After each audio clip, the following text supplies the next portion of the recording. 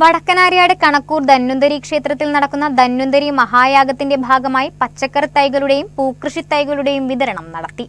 എ.ഡി. Thomas MLA. ചടങ്ങ് ഉദ്ഘാടനം ചെയ്തു. ഒക്ടോബർ 26 മുതൽ നവംബർ 6 വരെയാണ് കണക്കൂർ ക്ഷേത്രത്തിൽ ധന്വന്തരി മഹായാഗം നടക്കുന്നത്. യാഗത്തിനാവശ്യമായ പച്ചക്കറികൾ ക്ഷേത്ര പരിസരത്ത് തന്നെ കൃഷി ചെയ്തെടുക്കാനുള്ള ഭാരവാഹികളുടെ തീരുമാനം അഭിനന്ദനാർഹമാണെന്ന് എം.എൽ.എ. പറഞ്ഞു. പ്രാണവായു പോലെ തന്നെ ഏറ്റവും പ്രധാനമാണ് ആഹാരവും. അപ്പോൾ അന്നദാതാവായി നമ്മൾ കാണുന്നത് ഈശ്വരനെയാണ്.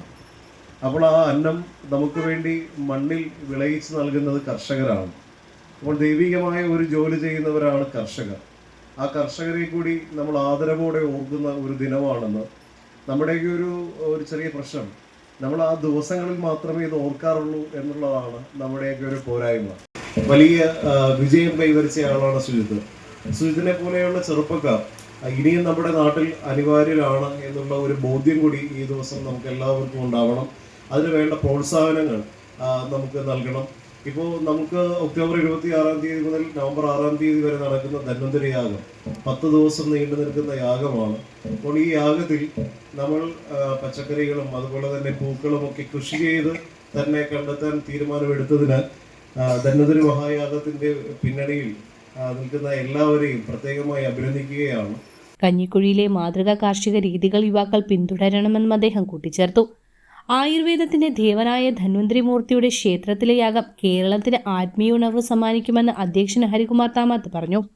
കേരളത്തിലെ പ്രമുഖ തന്ത്രിമുഖന്മാരും പണ്ഡിതന്മാരുമാണ് ഈ യാഗത്തിന്റെ നടത്തിപ്പിന്റെ ചുമതല. ഈ യാഗത്തിനെ സംബന്ധിച്ച് പറയുകയാണെങ്കിൽ, ധന്വന്തരി യാഗത്തെ പറ്റി പറയുകയാണെങ്കിൽ, നമ്മുടെ ആയുർവേദ ചികിത്സാ പാരമ്പര്യത്തിൽ ധന്വന്തരി മൂർത്തിക്ക് വളരെ പ്രാധാന്യമാണ് കൽപ്പിക്കപ്പെട്ടിട്ടുള്ളത്. ഈ യാഗത്തിൻ്റെ ഭാഗമായി നിരവധി ആയുർവേദ ഭിക്ഷങ്കരന്മാരും കണക്കൂർ ദേവസ്വവും മണ്ണഞ്ചേരി കൃഷിഭവനും ചേർന്നാണ് കൃഷി നടത്തുന്നത്. General convener P. Balamurali Krishnan, panchayat president Deepthi Ajayakumar തുടങ്ങിയവർ സംസാരിച്ചു.